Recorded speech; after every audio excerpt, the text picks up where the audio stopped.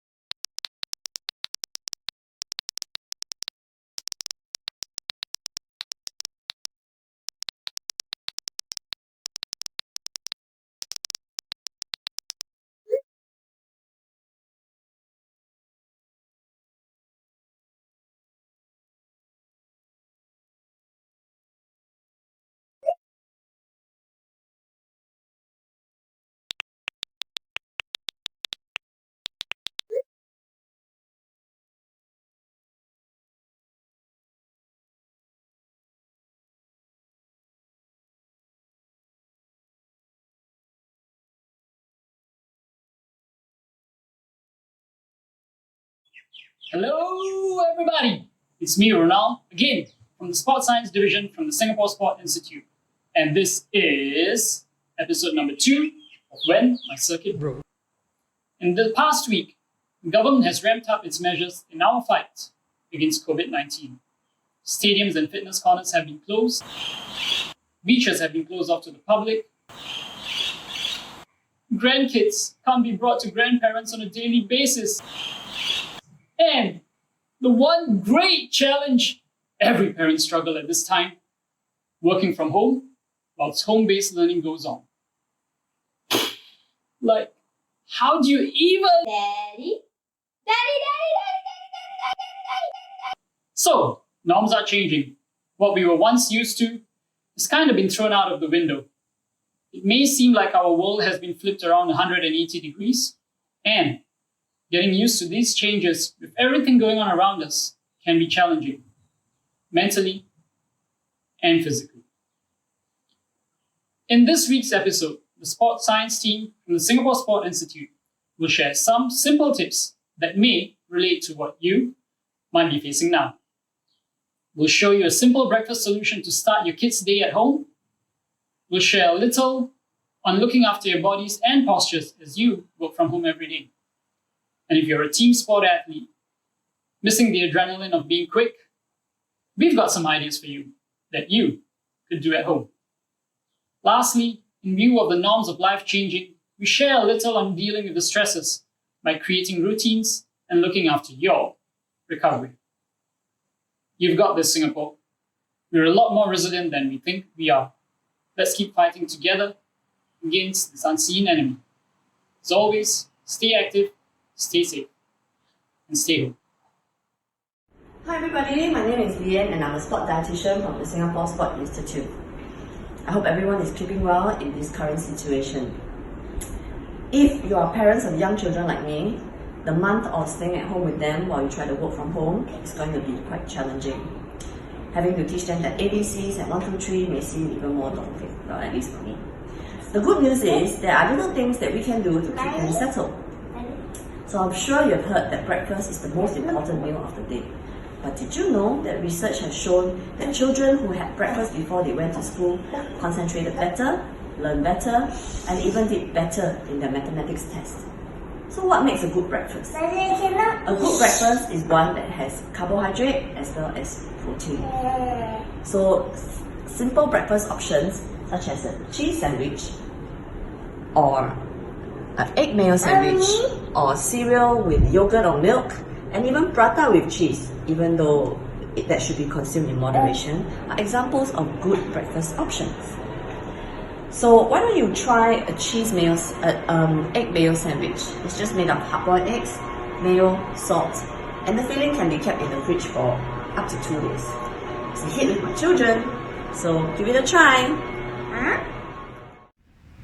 Hi, I'm Desmond, sport biomechanist from the Singapore Sport Institute.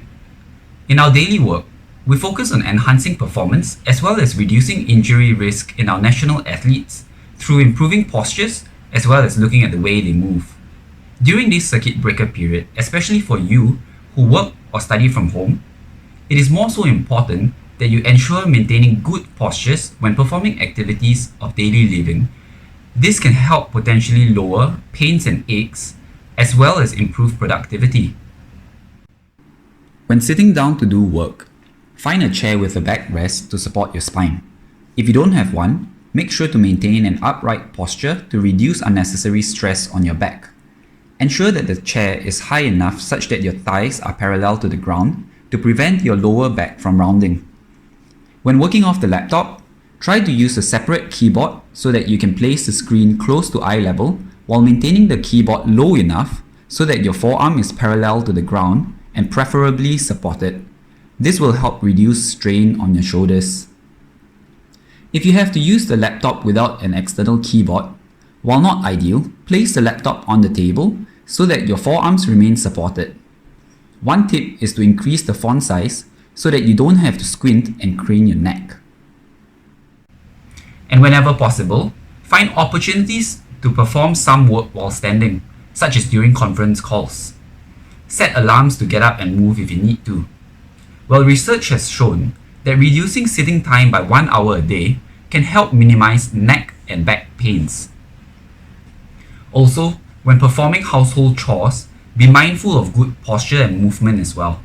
When lifting heavy objects from the ground, remember to use your legs to lift instead of bending from your back. Or when sweeping the floor or mopping the floor, move with your body instead of just your arms to decrease overuse stress on the arms. So as we spend most of our time at home these days, and for the remaining of the circuit breaker period, remember to maintain good postures as this can go a long way to improve productivity. So until then, stay safe, stay active.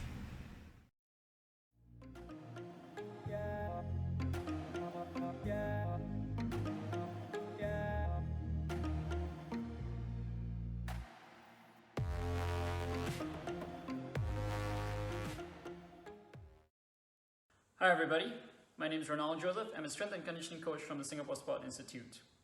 Now, if you're a team sport athlete, this is probably a bit of a tricky and challenging time to be in, considering you can't have any team-based trainings, and it might be a little difficult to practice various skill sets that are specific to your team sport that might require others to be around. Having said that, there is no reason for your physical attributes to take a complete beating during this period of time. In this upcoming series of videos, we've chosen to focus on the aspect of quickness for team sport athletes. The best part is you could do these exercises at home or you could do them at the park. As you perform these exercises, I ask you to remember two things. Number one, when you do these exercises, you move with intent.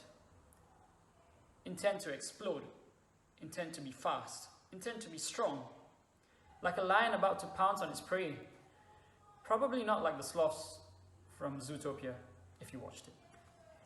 Number two, perform these exercises for about 10 seconds to probably a maximum of 20 seconds. Any longer and the emphasis or the objective of the exercise changes. Give yourself sufficient rest in between before you repeat the next repetition or the next set. This list is by no means exhaustive, but I hope it keeps you going and you have a little bit of fun with it.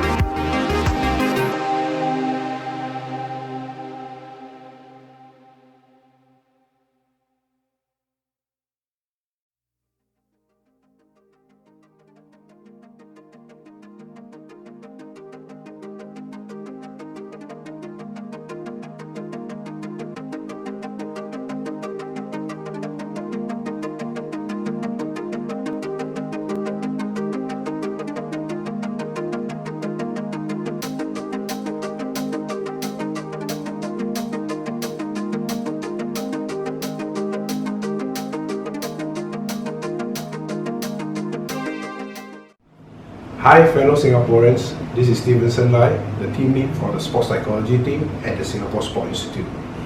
Today I'd like to share with you about the importance of having routines. Whether you're an athlete, a coach, a teacher, a parent, a doctor, or a policeman, we all have our own established routines. In sports, we work with our athletes to develop pre-competition and competition routines. Routines center us and calm our bodies and minds, giving us something that we have control over. Routines also help to train our bodies on what to expect and what they should be doing. Outside of sports, routines help us to know what to do when we wake up in the morning, what to have for breakfast, or what bus to take to work, and etc. All these routines are not stressful at all because they are all entirely within our control. With the current COVID-19 situation, many of us, including our athletes, have to make adjustments to our routines. With that being said, we need to be nimble and be able to adapt to the new situation quickly and positively through the establishment of revised or new routines. We have no control over the virus situation, nor the measures imposed during the circuit breaker. By focusing on all these uncontrollables, we will be feeling very stressed. Hence, we need to re-examine our current limitations and re-establish quickly a set of routines that we have control over and that will help us and all our loved ones go through these challenging moments. An opportunity always exists in the midst of a crisis. Perhaps this opportunity now allows us to spend more quality time with our loved ones, something which we may not have been able to do so in the past due to our busy work or study schedule. Well, you can hear from one of our own para-athletes, Diane, on how she has re-established a set of daily routines that will help her be prepared for the upcoming trainings and competitions when the measures are eventually lifted. So remember, stay positive, stay healthy, and stay safe. Till we chat again, take care and bye. Hi everyone, I am Diane and I am a para bowler. As a national bowler, it's very important for me to have pre-competition and competition routines. My favorite routines is to focus on the blue box, something that my sports psychologist Stevenson has helped me to create. This blue box helped me to stay focused on my routines and all the controllable. I'm glad that the blue box has helped me to win a silver medal in the 2018 ASEAN Games in Jakarta. Now, my routine at home is still the blue box. Instead of my training at the bowling lanes, I watch videos on world-class bowlers, practicing visualization and doing dry practice at home.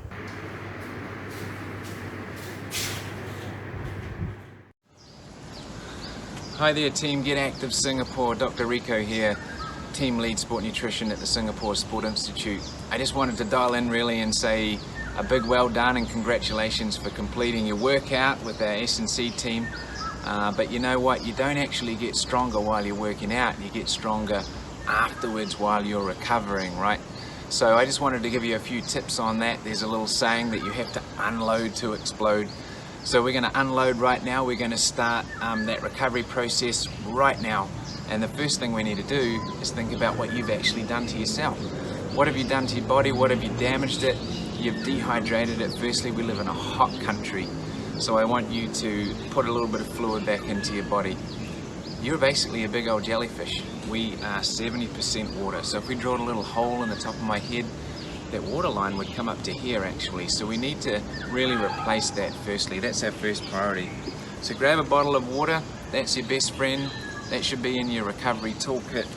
If you just want to turn that recovery factor up a little bit, you can make your own electrolyte drink just with a little bit of juice. I've got a little bit of tart cherry or sour cherry juice here. It's way too sweet. Okay, we need to dilute that for optimal rehydration.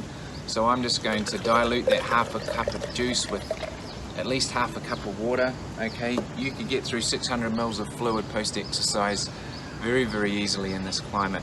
If you want to actually take this another step and make it into a sport drink, what we can do is just take a little bit of table salt, sea salt, rock salt, and you just grind a little bit of that into your drink, and that will just enable you to absorb the fluid a little bit more readily. Okay, so there's step one, rehydration. Step two is all about repair. You've damaged your muscle.